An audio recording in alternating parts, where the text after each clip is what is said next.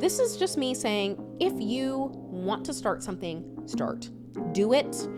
Doesn't have to be perfect. You can do this. And in 30 days, who knows where you'll be.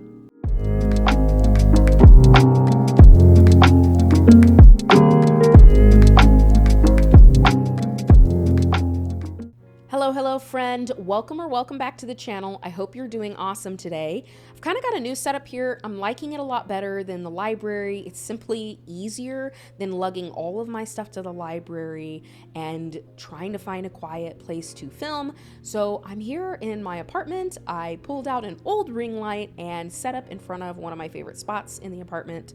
So hopefully you'll like this better. I certainly like this better. Let me know in the comments what you think. If you like this a little bit more than, the library. Anyways, I have been wanting to make this video for the last couple of weeks. It's been a little over a month since I've joined YouTube and decided to try and grow this channel. And you know what? I've learned a lot. I have learned a lot in that first month. And I wanted to make a video for the newbies. Yes, newbies, not people who are 10 years down the road, not somebody even a year down the road, not somebody who's already making thousands of dollars on YouTube. I wanted to make a video that was helpful for somebody who's literally at the starting line. It's totally normal to want to learn from the best. And I think we should absolutely learn from the best. We should gather inspiration and set some big goals for ourselves, some big dreams, challenge ourselves. Sometimes it's intimidating though to only see videos of people who have already made it. So I wanted to make this video specifically for those of you who are either starting out a YouTube channel and just feel overwhelmed by the amount of information out there, or maybe you're on the starting line of one of your own creative projects. While some of the things I share here are specific to YouTube, there are a lot of things in this video that are gonna be encouraging and just helpful as a creative in general to help you with your creative process, in your creative journey, whatever your projects are. So, without further ado, let us begin. The first thing I wish I knew from the start was double check what quality you are filming in. I try to film in the highest quality possible to me. 720 is okay, but I've noticed that it can get a little bit grainy and not as clear. So 720 is kind of the lowest quality that I will film in if I have no other option. But most of our cameras or our webcams can film higher than that, 1020 or above. I like to shoot for 1020 if I have it. Try to use as much natural light as possible. If you want that studio look, but you don't have ring lights right now, or you don't have the money to invest in ring lights, then I highly suggest getting outside when you can. Try to find a window with a lot of light coming through, something that's going to keep shadows away from your face, and just make sure that you as the subject are the focus of the video. You don't need to have all of this crazy lighting to be able to have a great video. Just make sure that you're facing the source of light. Otherwise, you'll get a lot of shadows. Being backlit, in other words, you're back to where the light is, you're gonna get a lot of shadows. And so for me, I always try to have my face, especially if I'm doing these kinds of videos, try to have my face or my subject in the light. Those are some of my tips on the video aspect of getting started with YouTube. The second thing that I have learned being on YouTube over the last month is to take more video than you need. In the beginning, I realized when I got into post-production and started editing my video that sometimes I didn't have enough video to really tell the story that I wanted to tell. And this was because I was a little bit disorganized. I didn't really know what I wanted to shoot, so I was kind of just taking video of everything. But I found later on that it is much better to take more video than you need than not enough. You don't need to be a hardcore professional videographer, like I said, but just try to start integrating multiple shots, get more video than you need, because I guarantee you it's better for you to have more and then delete that footage if you don't need it, or use it for a different video than to not have enough. The third thing that I've learned in my first month of being on YouTube is to plan before you shoot when you can. Now, when I first started on YouTube, I really didn't have an idea of where I wanted to go or a very clear direction. I just knew that I liked long form video and I had some ideas that I wanted to try. Now that I've practiced filming and being in front of the camera and putting some videos together, I have realized that having a plan before I start shooting is significantly easier on me than if I just spontaneously go out and do whatever. Now, there's going to be plenty of times for spontaneity, plenty of times where you just pull out your camera or your phone and you just take video and you'll see what it becomes. I have found that having a little bit more of an outline or a plan is significantly easier on me on the back end. If I spend about an hour on the front end just kind of planning what I want for the video, it will cut off between 4 to 5 hours of editing on the back end, because then I'm not taking the video and trying to splice it and put things in weird places that weren't there. Trust me, I've tried, I've made it work, but I give myself 2 hours to edit and then I need to put it out there and move on because my time is precious. And right now I don't have that much time to invest in 6 to 8 hours of editing an 18-minute video. It's just not what I want to do right now. So when you are starting off, you might not have a really clear direction, but once you start getting a little bit more practice in and you start realizing where you want to take a video, I highly suggest having a little bit of a plan. You don't need to write out your script word for word, but if you could have an outline and storyboard. A storyboard is just where you kind of doodle out what you want your scene to look, what shots you want to get, or you can just do a shot list. I kind of combined all three of these for this video, and like I said, I can tell this one is going to be significantly easier to deal with on the back end than all my other videos. All right, now we are moving into more of the mindset lessons that I have learned. So the next three are going to be widely applicable to whatever creative process or creative journey or project that you are on currently. So the fourth thing that I learned from being on YouTube for the last month is to start before you're ready. I kind of hinted at this in the previous point, but I have really integrated this into my creative process, and it has been something that I absolutely live by now. Is I start before I'm ready, because if I really truly just waited until I was so-called ready or I felt like it was perfect, I would never start. There is a difference between having a perfect plan ready to go down to the details versus, hey, I'm prepared enough to go ahead and get started. And that's what I'm talking about. When you have enough in your arsenal to go ahead and get started, but the only thing that's holding you back is you just don't feel like maybe you're good enough, or it's not perfect enough, or you don't have enough money or followers, you fill in the blank, you know exactly what I'm talking about, because we have all been there as creatives where we have enough information and we have enough tools in our tool belt to go ahead and get started, but instead we tell ourselves it's not perfect, or I'm not ready yet, or I don't have that thing or that equipment, or whatever the case may be. So start before you're ready. I talk a lot more about this in my video called 5 Things That Might Be Killing Your Creativity. I will link it here for you. In this video, I talk a lot about perfectionism and just ways in which your creativity is being blocked by some mindset shifts. And this is one of them, is not starting because you don't feel like it's perfect or you don't feel like you're ready. The truth is, you're never going to be ready when you are a beginner. When you're starting something new, it's always going to feel scary. It's always going to feel like there's a risk. And that's part of growing. That's part of practice. That's part of doing, is pushing yourself to a point where you've never been before. And that's how we grow. That's how we strengthen our skills. That's how we strengthen our craft.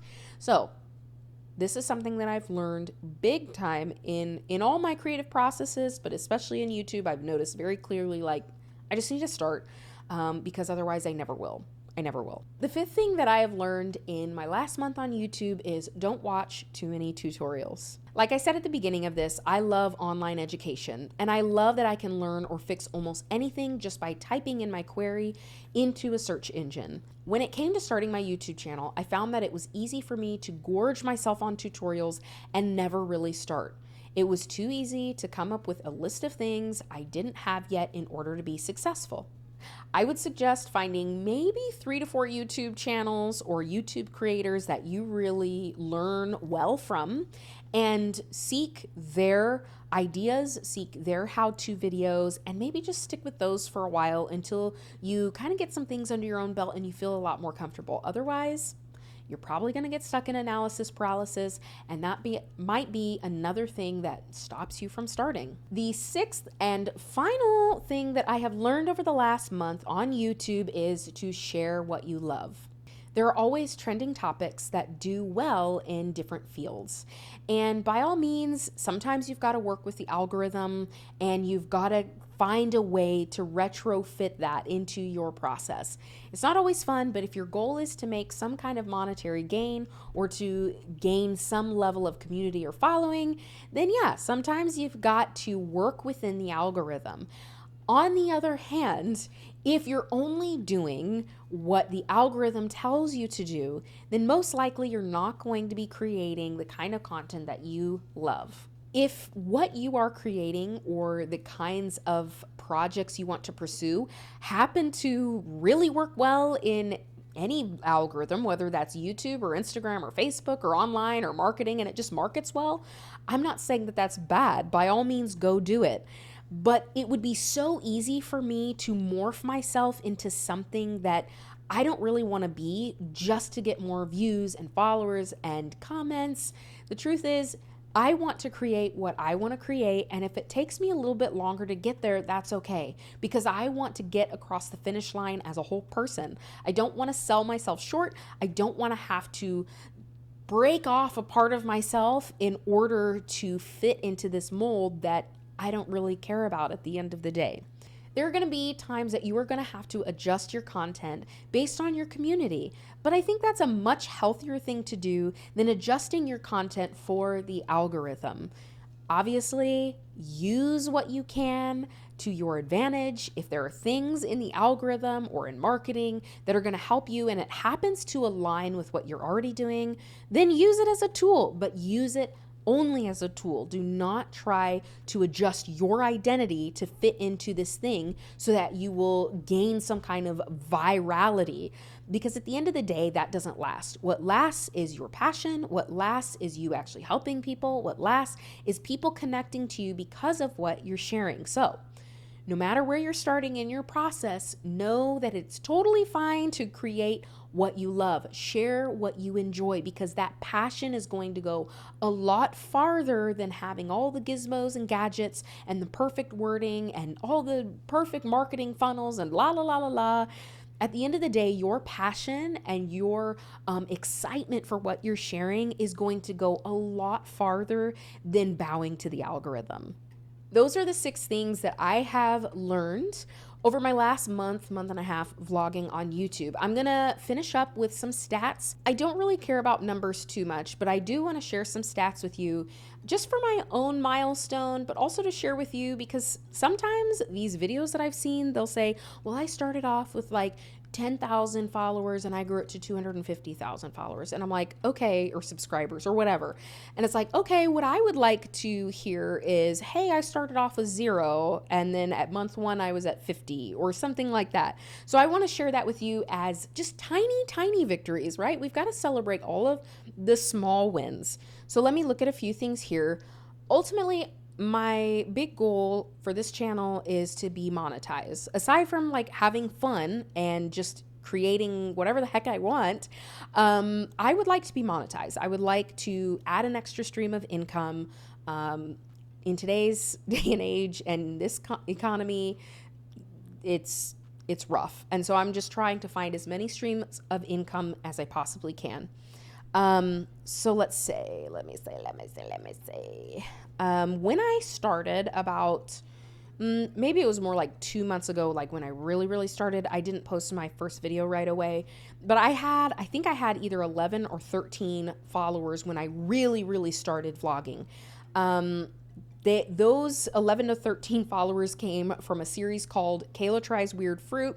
I did this during the pandemic. People loved it. I had no plans on this going anywhere. I put it on YouTube just because people on Facebook thought it was hilarious. So I had a few followers, most of them being family. And in the last 4 to 6 weeks, let's say it was 13 subscribers. I went from 13 subscribers to 43 subscribers. So I've gained about 40. And I really haven't been doing a lot of marketing. I haven't really been focusing on like hashtags or ads. I haven't even really been posting super consistently on all my socials. And that's okay, because this is a lot. I have a lot on my plate. I'm doing the best that I can. But the fact that there are 40 people that are interested in being encouraged and listen to what I have to say, I mean, that's pretty sweet. I think that's awesome. Since I don't have a lot of time and energy and money to do everything at once, I've really focused on making my thumbnails really, really nice. The little pictures, you know, on the YouTube videos, you know what I'm talking about. Anyways, I've really focused on making those thumbnails really nice. I just use Canva, and then the descriptions, making sure the descriptions in the YouTube are SEO friendly as much as possible. Again, I'm not doing a lot of research on that. I'm just putting out there. I think gaining 40 subscribers is a big deal for me, because I honestly didn't think I could do this. So the fact that I'm putting myself out there imperfectly and people are coming along is pretty cool to me. Right now I'm averaging between 15 and 30 views per video. Some of them have higher videos. Some of them have hit 100 or so views. And again, I still think that's pretty cool, because that means that there are between 15 and 30 people, probably more like 15, because I rewatch my videos to learn how to do things better next time. But still, it's like 15 to 30 people that decided to stick around. I think that's kind of cool. That's cool. And if you're one of them, thank you. You're awesome. These are not stats to necessarily write home about. You know, these are not going to get me any kind of rewards. But those are small wins for me, and I'm really excited about where this is going. I hope this was helpful for you. I hope this video is encouraging to you, especially if you are taking your first steps into creating a YouTube channel. Or like I said, maybe it's not a YouTube channel. Maybe you are on the first steps of starting a creative project that you're super passionate about. Then I hope this is encouraging for you to see that you can celebrate all of the wins, like in 1 month, in 2 months. Just by taking little steps and putting yourself out there and trying your best and using what you already have in your hands, you can make progress. This is just me saying, if you want to start something, start. Do it. Doesn't have to be perfect. You can do this. And in 30 days, who knows where you'll be. And maybe I'll do more of these every month to 2 months, just letting you know, like, hey, this is where I'm at. This is what's working well. This is what I learned. This is what I totally bombed at. This is what was like super cool and surprised me. Maybe I'll share that journey along the way. Anywho's, I have chatted much too long. Anyways, I will see you soon and have a wonderful day. Goodbye.